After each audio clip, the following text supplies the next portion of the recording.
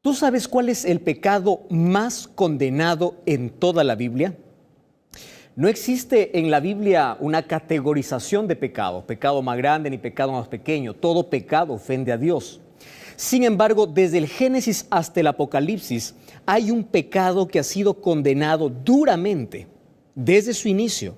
Y tú vas a encontrar a lo largo de toda la Biblia que siempre se repite una amonestación tras otra para que el pueblo de Dios, los hijos de Dios, el mundo entero pueda salir de ese pecado.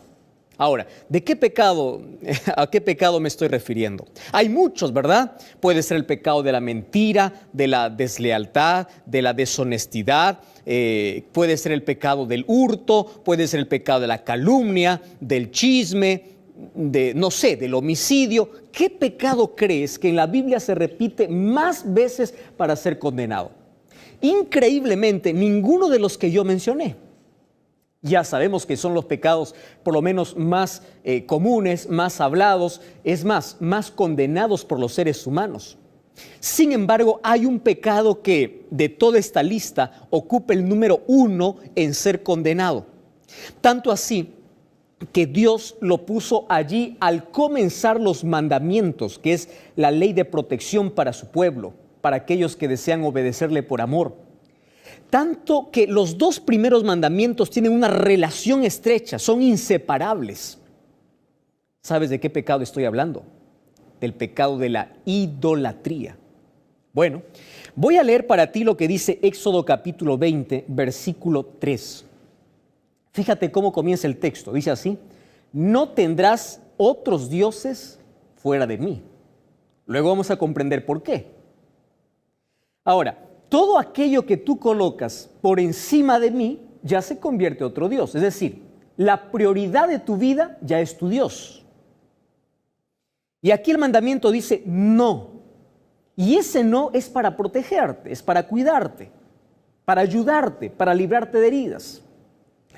Versículo 4 dice, el segundo mandamiento: no te harás imagen, no te harás escultura, no te harás semejanza de lo que esté arriba en el cielo, ni abajo en la tierra, ni en las aguas debajo de la tierra. Es más, no te inclinarás a ellas ni las honrarás, porque yo soy Jehová tu Dios. ¿Sabes que una de las cosas que Dios le recomendó a su pueblo, aquí en su ley, después que los libertó de la esclavitud, es: no vuelvan a ser esclavos? Ya son libres, no vuelvan a ser esclavos. ¿Esclavos de qué? De la idolatría. Por eso no tengan otro Dios fuera de mí. Ahora, el libro de Levítico capítulo 26, mira lo que dice, versículo 1. No se harán escultura para vosotros, no tendréis ídolos, ni escultura os levantaréis, no adoraréis estatuas, ni pondréis tierra o piedra pintada para inclinarnos a ella.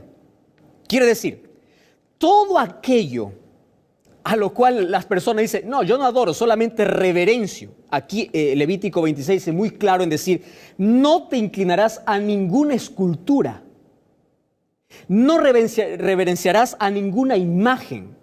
No, porque no hay necesidad. No adorarás, yo soy tu Dios. ¿Por qué razón? Mira lo que dice el libro de Salmos, capítulo 115, versículo 4. Los ídolos son de plata y oro. Hoy podemos decir que son de madera, yeso, cemento y todo eso, ¿verdad? Dice así: obra de manos de hombres. ¿Quién hace un ídolo? ¿Acaso no es un hombre? Ahora, tienen boca pero no hablan. A ver, anda, pregunta una estatua: hola, ¿cómo estás? A ver qué te va a responder. No hablan. Tienen ojos pero no ven. Tienen orejas pero no oyen. Tienen narices pero no huelen. Está diciendo aquí la Biblia. Tienen manos pero no palpan. Tienen pies pero no caminan. Qué curioso, ¿verdad? Tienen pies pero no caminan. Por eso hay que cargarlo siempre. Dice: ¿por qué ustedes se van a inclinar? Y el versículo 8 es muy fuerte. Dice así: semejantes a ellos son los que los hacen y los que confían. ¡Wow! Esta palabra es extraordinaria. Tú no tienes que adorar a un ídolo. Ahora, pastor, yo no adoro a ningún ídolo. Yo me voy a adorar allí a un santo. ¿Qué dice la Biblia? No te harás ninguna escultura para poder adorarla o para poder reverenciarla. Ahora, ¿de dónde vino la adoración o la veneración o la reverencia a estatuas e imágenes? ¿Tú sabes que esto tiene un origen pagano? Por ejemplo, los egipcios tenían casi a toda la naturaleza como su Dios. El río Nilo era su Dios. ¿Recuerdas que la primera plaga con la cual Dios demostró su poder allí para Egipto es convirtiendo en sangre al río Nilo? ¿Por qué al río Nilo? Eso causó dolor a los egipcios, porque el río Nilo era su Dios. Al decir que alguien transformó su río en sangre, significaba que su Dios no valía, que había alguien más poderoso que su río. Recuerda también, los babilonios tenían muchísimos dioses. Ahora, estas tradiciones paganas en un momento de la historia, en la Edad Media, entraron a la iglesia disfrazadas. Ahora no adoramos al sol ni la luna, pero vamos a reverenciar una imagen. ¿De dónde vino? De una adoración pagana. En el Antiguo Testamento yo encuentro, por ejemplo, a 3 ídolos que sobresalen. Y es más, el pueblo de Israel se convirtió en idólatra. Por eso te digo que es el pecado más condenado. Por la idolatría ellos fueron esclavos, fueron cautivos. Por la idolatría se perdieron. Por la idolatría murieron. La idolatría es el pecado más condenado. Allí cuando Moisés se fue a recibir las tablas de piedra de la ley de Dios, ¿sabes qué cosa hizo el pueblo de Israel? Hizo un becerro de oro. ¿De dónde copió esa idea? De los egipcios. Ahora, hay 3 ídolos muy famosos, vamos a decirle, allí en el Antiguo Testamento. El primero es Moloc, el dios de los amonitas. Era hecho de metal, era gigante, tenía la boca abierta y por su boca salía fuego. ¿Por qué? Porque allí en el vientre tenía una estructura para poder poner carbón, poner leña y poner fuego. Y este ídolo estaba con los brazos abiertos. ¿Por qué estaba así este ídolo? Porque las personas que eran adoradoras, ¿sabes hasta qué extremo llegaban? Hasta de traer a sus hijos y entregar en brazos de ese ídolo. Es más, algunos sacrificaban a sus hijos y los echaban por su boca para ser quemados en el fuego que ardía. Tú sabes que el rey Acab hizo eso. Otros reyes de Israel también hicieron eso. Ahora, pastor, yo no hago semejante cosa. Sin embargo, sigues arrodillándote para llegar a una cruz. ¿Te das cuenta? Esto tiene un origen pagano. El otro dios famoso, el otro ídolo famoso es Baal, dios de los moabitas. Y Baal era el dios de muchos pueblos, de los cananeos, por ejemplo, también.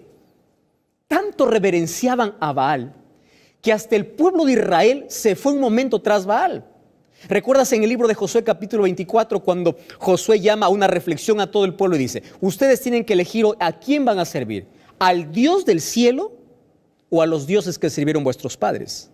Elías, cuando desafía al pueblo de Israel, le dice: ¿hasta cuándo ustedes van a estar entre 2 pensamientos? Si Baal es Dios, sigan a Baal. Si Dios es Dios, sigan a Dios. Ahora, este Baal siempre se le rendía adoración en lugares altos. Y sabes, parte de su adoración, ¿sabes qué cosa era? La prostitución. Se practicaban orgías en honor a ese Dios. Ahora, es interesante que los primeros carnavales de la historia no aparecieron en ningún país de Sudamérica ni de otro lado. ¿Sabes? Apareció aquí en estas ciudades cananeas, porque sus cultos eran tipo carnavales. Ahora, otra diosa, por ejemplo, Astarot, era la compañera de Baal. A ella no se le rendía adoración en lugares altos, sino en lugares bajos, donde también se practicaba orgías, porque ella era diosa de la fertilidad, diosa del amor y diosa del sexo. ¿Te das cuenta? Entonces, esas costumbres paganas fueron infiltrándose a la iglesia cristiana en la Edad Media, solo que disfrazadas de otra manera. Ahora, la Biblia dice: no tendrás otros dioses delante de mí. Tú sabes que Juan escribió 5 libros en la Biblia, el Evangelio de San Juan, 3 cartas y el libro de Apocalipsis. Ahora, Juan, cuando ya está anciano, él tiene una recomendación especial en el libro de Tercera de Juan. Acompáñame allí si tienes una Biblia.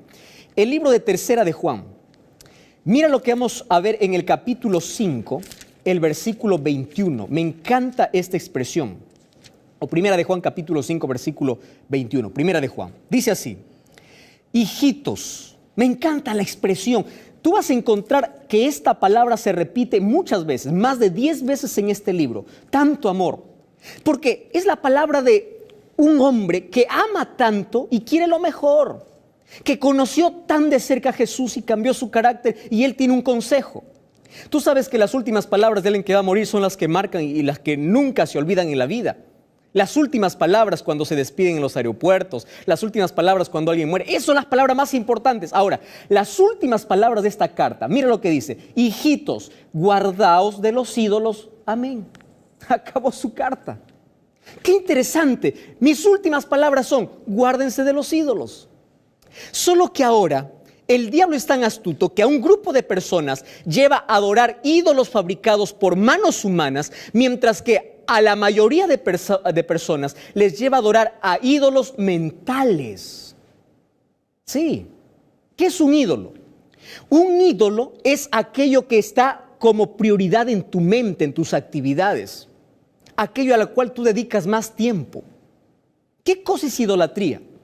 Mira, idolatría es adorar lo que debe ser usado y usar lo que debe ser adorado. ¿Comprendes este concepto? ¿Qué significa eso? Por ejemplo, muchas veces nosotros vamos a Dios a pedir, a pedir, a pedir, a pedir. Nosotros usamos a Dios, pero no adoramos a Dios. Ahora, hay muchos ídolos mentales. Por ejemplo, el amor al dinero. Tú sabes que en la Biblia, en el Nuevo Testamento encontramos que hay 3 cosas del cual nosotros debemos huir. El libro de 1 Timoteo y 1 Corintios nos dice 3 cosas del cual el ser humano tiene que huir. Primero, debe huir de la codicia. Es decir, del amor al dinero. Huye de la codicia, dice la Biblia. Número 2, tienes que huir de la inmoralidad, del pecado sexual. Ahí no hay manera de resistir, de decir soy fuerte. No, tienes que huir. Y el tercer pecado del cual te dice la Biblia, huye, es de la idolatría. No dice huye del diablo. Al diablo dice resiste al diablo y él huirá de vosotros.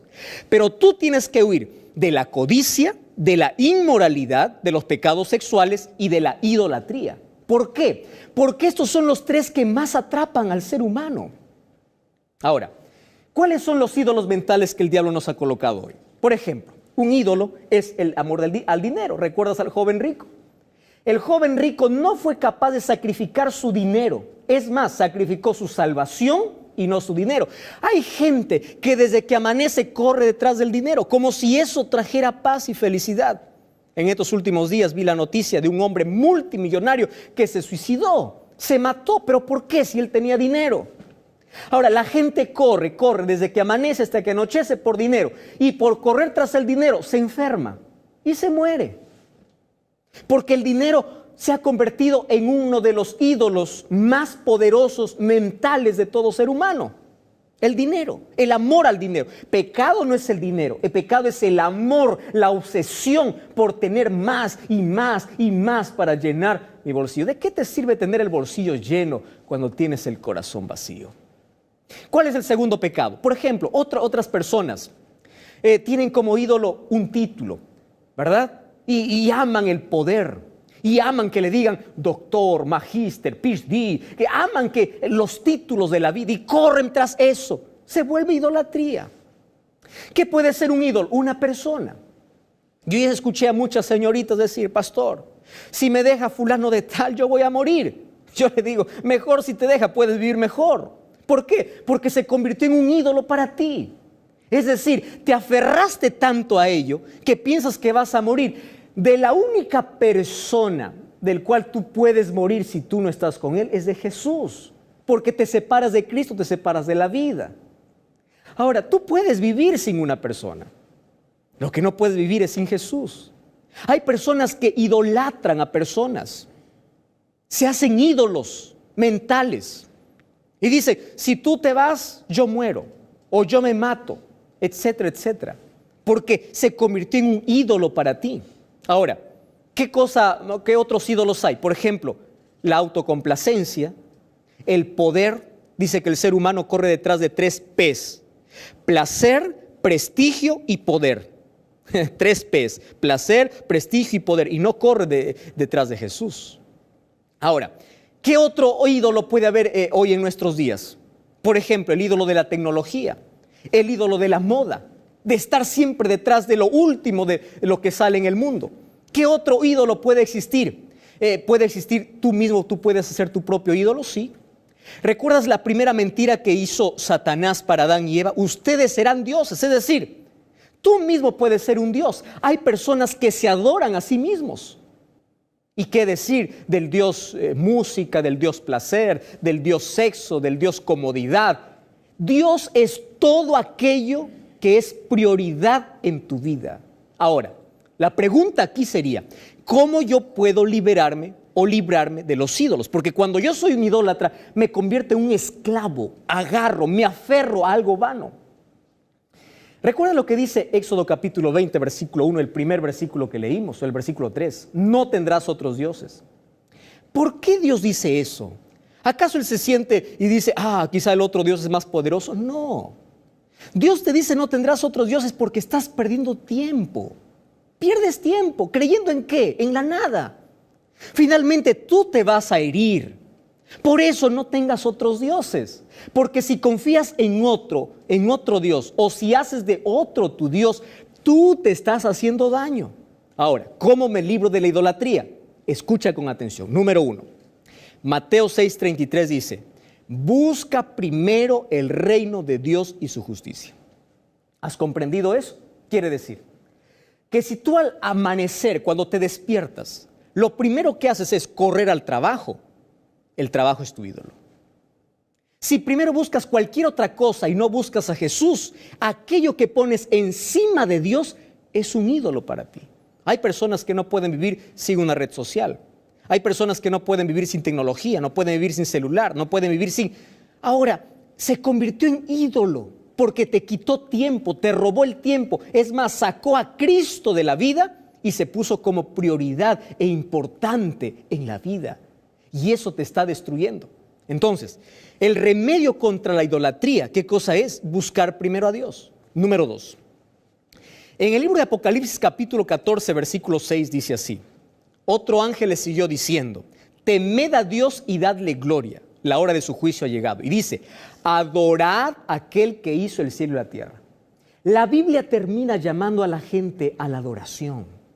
Tienes que adorar a Dios. No adores otras cosas. Adora a Dios. Ahora, ¿cómo se adora a Dios?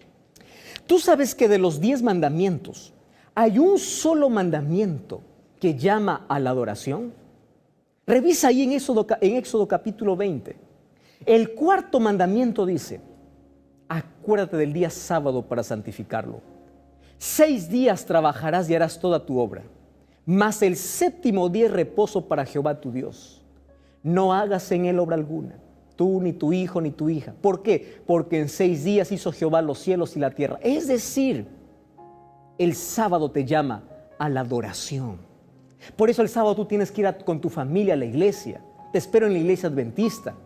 El sábado es el mandamiento que el diablo ha odiado y ha tratado de sacarlo de la mente de las personas. ¿Sabes por qué? Porque no quiere que Dios sea adorado.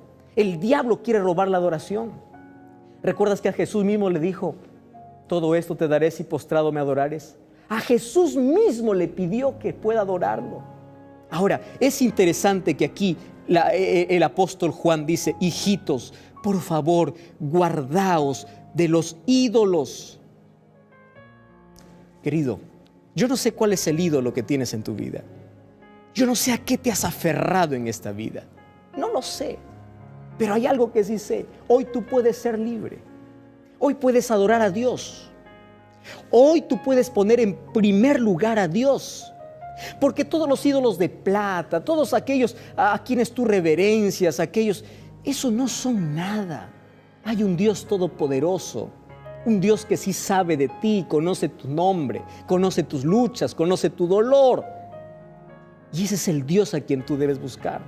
Entonces hoy quiero hablar contigo. Mira, yo no sé por qué situación estás pasando en este momento. Solo hay una cosa que yo sé, es que todos los seres humanos tenemos en el corazón un drama que contar, una historia que contar. Historia de crisis, de cosas horribles, de fracasos, de heridas, de cicatrices, de lágrimas. Pero también ahí en el corazón tenemos cosas buenas para compartir.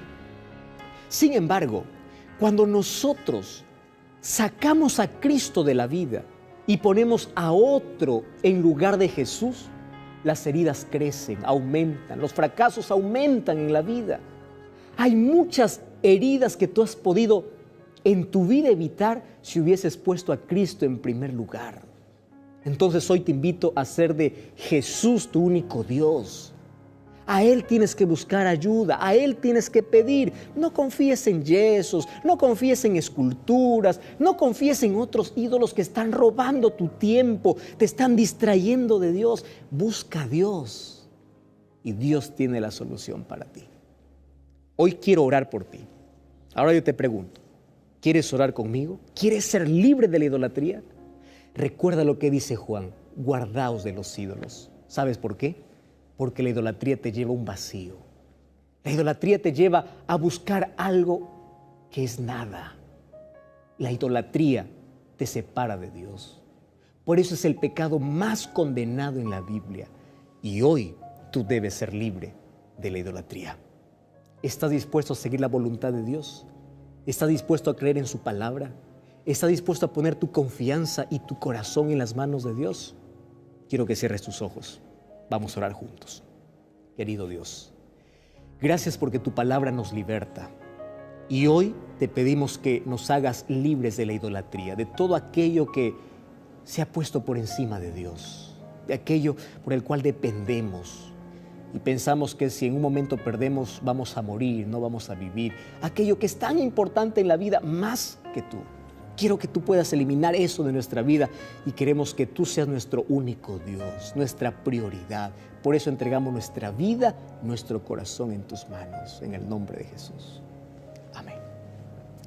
Quiero invitarte a buscar una iglesia adventista del séptimo día. Te espero este sábado a ti y a toda tu familia. Recuerda que la verdad te da libertad y te prepara para la eternidad.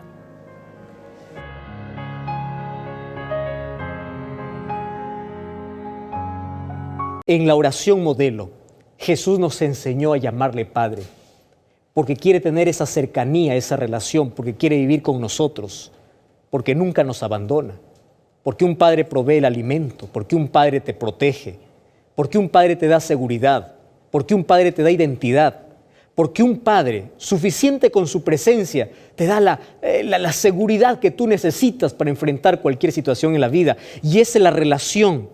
Esa es la manera como Dios quiere que tú puedas verlo a Él, como un padre que está siempre a tu lado. Y Dios quiere verte a ti y a mí como un niño que se sostiene allí bajo el brazo del papá. Esa es la relación que Dios quiere tener con nosotros. Ahora, estamos nosotros analizando en esta serie el Padre Nuestro, la oración modelo que Jesús nos enseñó. Y hasta aquí ya vimos que cada expresión del Padre Nuestro trae una lección para nuestra vida. Entonces esto va más allá de una oración que hay que repetir todos los días. Algunos lo repiten hasta sin saber lo que están diciendo. Ahora nosotros ya estamos en la mitad de la oración. Yo te invito a ver los otros programas, si es que no viste, en YouTube. Aquí está registrado todos los otros programas que tienen que ver con cada expresión del Padre Nuestro. Y hoy una vez más quiero llamar tu atención, y la Biblia va a llamar nuestra atención, en el libro de Mateo capítulo 6. Y en Mateo capítulo 6 vimos cómo Jesús enseñó a sus discípulos a orar y también nos enseña a nosotros hoy cómo debemos dirigirnos a Él, cuál es la relación que Él desea tener con nosotros. Ya vimos qué significa Padre nuestro que estás en los cielos. También ya analizamos la expresión santificado sea tu nombre. Solo que aquí aparece una nueva expresión que va más allá de ser parte de la oración. Y aquí viene el segundo pedido que Jesús nos enseñó a hacer en la oración. ¿Sabes qué cosa me sorprende? Que la oración tiene 6 pedidos. Y de las 6 peticiones, 3 tienen que ver con nuestra relación con Dios. Ya lo mencionamos en un programa anterior eso. Pero ¿qué me sorprende? El orden de las peticiones. Ahora, comienza el primer pedido diciendo: santificado sea tu nombre. Es decir, enséñame a vivir aquí en la tierra honrando tu nombre. Y nosotros ya dijimos que honrar el nombre de Dios significa obedecerle, significa adorarle, significa tenerle respeto, no tenerle miedo. La palabra temor en la Biblia significa respeto, significa reverencia. Entonces, el orden es, el primer pedido: enséñame, Señor, a santificar tu nombre en mi vida, para no llevar tu nombre en vano, para no llamarme un cristiano sin Cristo, para que la gente no pueda decir: ese cristiano, miren cómo vive. Quiero que tu nombre sea honrado en mi vida, en mis acciones, en mis palabras, porque eso nos prepara para el segundo pedido. Y el versículo 10 dice: venga tu reino. Qué interesante este segundo pedido. Y vamos a analizar ahora solamente esa expresión. ¿Qué significa venga tu reino? Es decir, si yo honro a Dios, lo amo, lo obedezco, lo sigo, lo sirvo, ¿correcto? Entonces yo estoy preparado para decir: venga tu reino. ¿Cuántas veces hemos repetido sin saber qué significa esta expresión? Venga tu reino, venga tu reino. Venga tu reino fue la expresión desde que Adán y Eva pecaron allí en el jardín del Edén. Es decir, en 6,000 años de historia, millones de personas han repetido y repiten todos los días: venga tu reino. Algunos por compromiso, otros porque es una oración que tenemos que rezar, que aprender, etcétera, etcétera. Pero miles de veces hemos dicho: venga tu reino.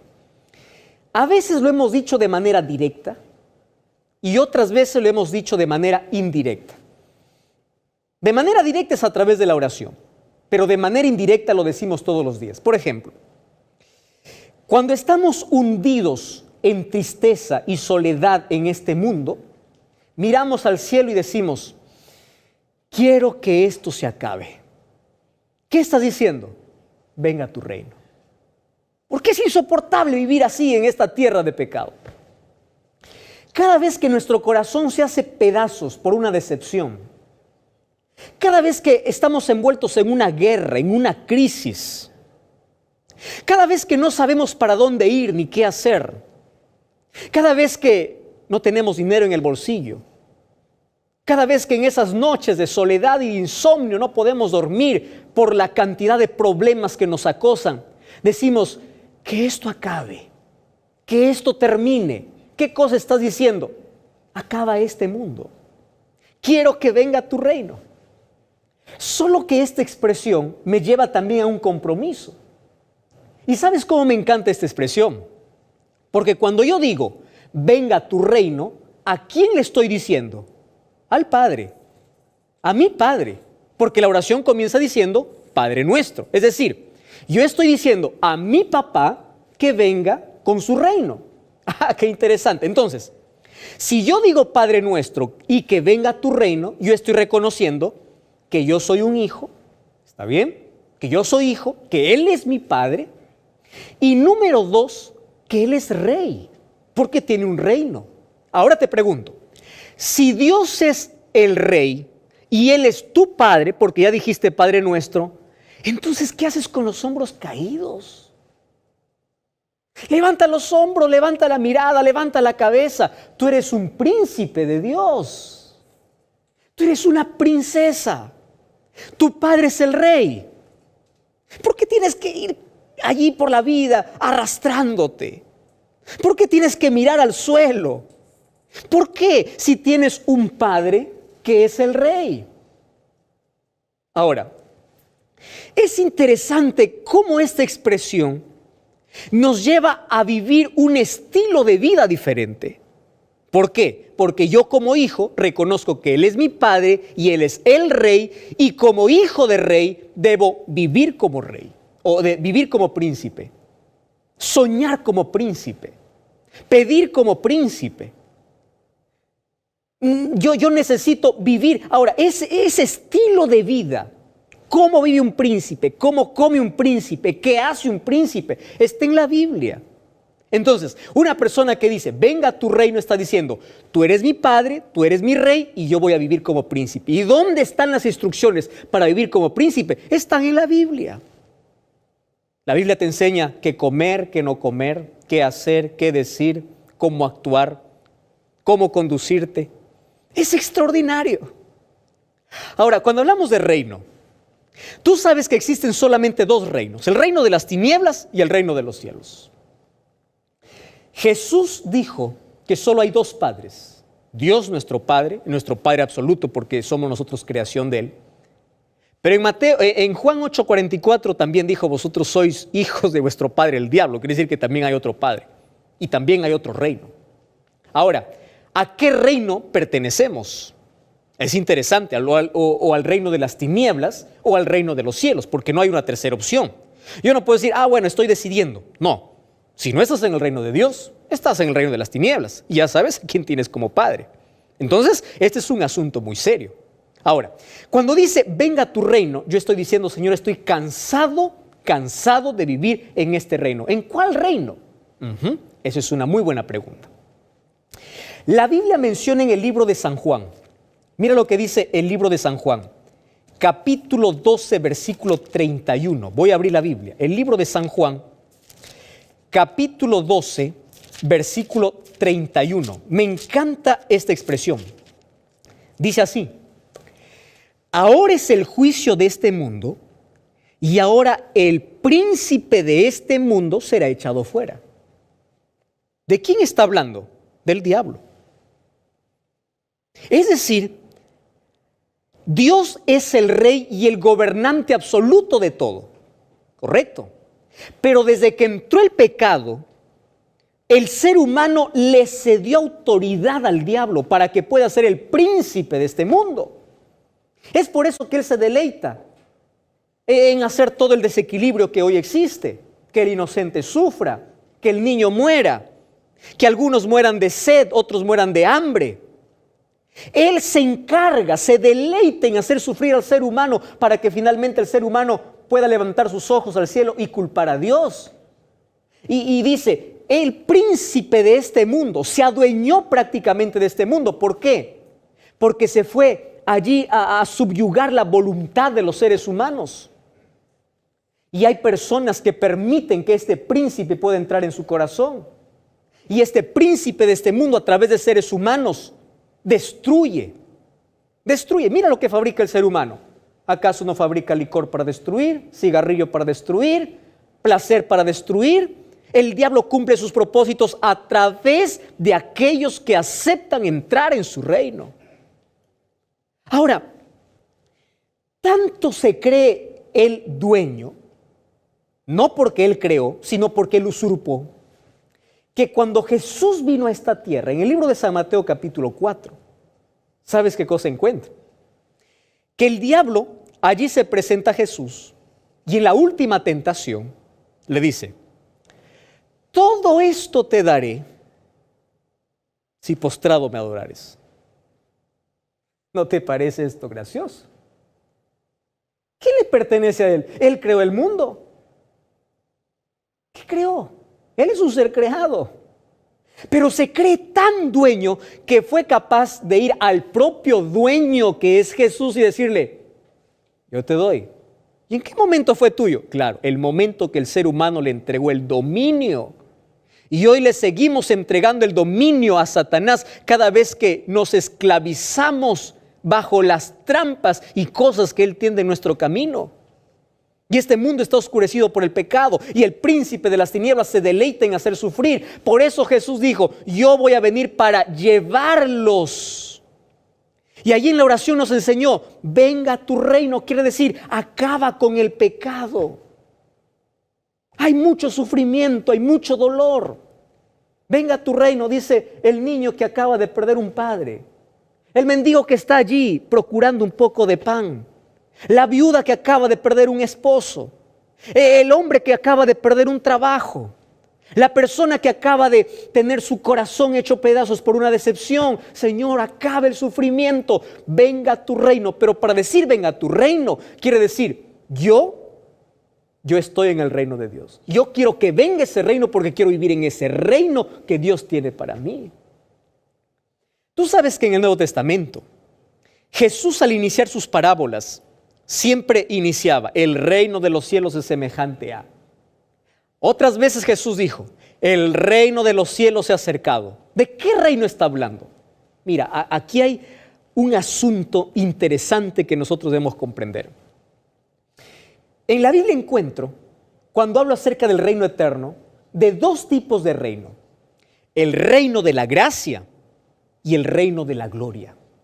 Te explico ahora. ¿Qué es el reino de la gracia? El reino de la gracia es cuando yo acepto a Cristo en mi vida. El Espíritu Santo empieza a transformar mi corazón. Soy una nueva criatura. Allí comienza el reino de Dios en mi vida cuando cedo mi voluntad a Dios. Mientras yo no viva en el reino de la gracia, yo no puedo vivir en el reino de la gloria, porque el reino de la gloria es el reino de los cielos. Entonces, ese reino de la gracia es el primer paso. Cuando acepto a Jesús en mi corazón, estoy aceptando el reino celestial. Y ahora en esta tierra vivo por fe, camino por fe, obedezco por fe. ¿Por qué? Porque el reino de la gracia está en mi corazón y me prepara para entrar en el reino glorioso cuando Cristo regrese. Entonces yo te pregunto, cuando tú oras, venga tu reino, ¿tú estás preparado para ir a ese reino de gloria? ¿Estás listo? ¿Recuerdas tú en Lucas capítulo 23, cuando allí el ladrón en la cruz, ese ladrón arrepentido, le mira a Jesús y le dice, acuérdate de mí cuando vengas en tu reino? ¿Sabes de qué reino estaba hablando?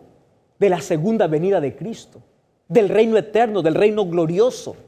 Pero ¿por qué dijo acuérdate de mí cuando vengas en tu reino? Porque allí con su arrepentimiento acababa de aceptar el reino de la gracia. ¿Y qué le dijo Jesús? De cierto te digo hoy. Hay muchos que malinterpretan ese versículo y dicen, de cierto te digo, hoy estarás conmigo en el paraíso. La expresión es, de cierto te digo hoy, es decir, en este momento te digo, tú estarás conmigo en el paraíso. Es decir, ese día Dios le prometió el reino eterno, pero no es que se lo llevó al reino eterno. Ese día le prometió y dijo, cuando venga en mi reino, entonces tú estarás allí. Hoy te digo, tú estarás en el paraíso. ¿Por qué fue capaz de reclamar el reino a Jesús? ¿Acaso no era un miserable pecador? Sí, pero el reino de los cielos estará lleno de pecadores arrepentidos, ladrones arrepentidos, homicidas arrepentidos, prostitutas arrepentidas, malhechores arrepentidos.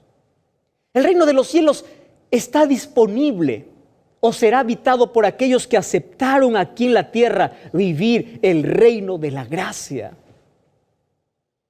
Querido, y para poder vivir ese reino de la gracia, necesitamos tomar una decisión. Necesitamos aceptar a Jesús como nuestro Rey, soberano, como nuestro Padre. Cuando nosotros decimos, venga tu reino, estamos diciendo, ven ya por mí porque yo estoy listo para ir contigo. ¿Estás preparado para ir con Jesús? ¿Estás listo? ¿Ya entregaste tu corazón? ¿Ya le diste tu vida? El libro de Segunda de Pedro dice, no piensen ustedes que Jesús está tardando en venir. Él no retarda su promesa. Él es paciente con nosotros, no queriendo que ninguno se pierda, sino que todos puedan arrepentirse. Hay un reino preparado para ti. En ese reino hay una casa para ti. Hay una corona para ti. Hay un nuevo nombre para ti. Hay una eternidad para ti. Pero para poder entrar en ese reino, yo necesito hoy tener el reino de la gracia, es decir, aceptar a Jesús como mi Salvador en mi corazón. Necesito amarlo, obedecerlo, seguirlo. Necesito que Jesús pueda nacer en mi vida. Finalmente, en esta vida solamente tenemos dos opciones. O estamos en el reino de la gracia o en el reino de las tinieblas. ¿Quién es tu Padre? ¿Quién es tu Rey? Se dice que en cada corazón hay un trono y una cruz. Si Jesús no está en el trono, está en la cruz. Y si tú estás en la cruz crucificando tu yo, Jesús está en el trono. Entonces te pregunto, ¿dónde está Jesús? ¿Está en el trono de tu vida? ¿Es el Rey soberano de tu vida? Estoy pensando en este momento en todas aquellas personas que están sufriendo, en aquellos que perdieron un ser querido, en aquellos que ya no soportan un dolor en el corazón, por traición, por decepción, por injusticia. En aquellas personas que dicen, Señor, termina ya este mundo lleno de dolor. Yo quiero que este mundo acabe. Cada vez hay más delincuencia, violencia, deshonestidad, injusticia. Cada vez el ser humano se está volviendo más insensible. El pecado ha oscurecido tanto este mundo que decimos, Señor, acaba con esto ya. Pero Jesús dice, yo vengo para llevarte al reino glorioso. Pero ya aceptaste el reino de la gracia en tu corazón. Ya tienes a Cristo en tu vida. Cuando tú dices, venga a tu reino, estás diciendo, estoy preparado para ir contigo. ¿Quieres prepararte? ¿Quieres estar listo para ese reino? Cierra tus ojos. Querido Dios, hoy yo quiero abrir mi corazón para aceptar a Jesús, para aceptar a ese reino de gracia en mi vida. Y quiero prepararme para que cuando Jesús vuelva, pueda estar en ese reino de gloria. Toma mi corazón, perdona mis pecados y ayúdame a prepararme cada día para decir, venga a tu reino porque estoy listo para ir contigo. En el nombre de Jesús. Amén. Quiero invitarte a buscar una iglesia adventista del séptimo día. Te espero el día sábado. Recuerda, la verdad te da libertad y te prepara para la eternidad.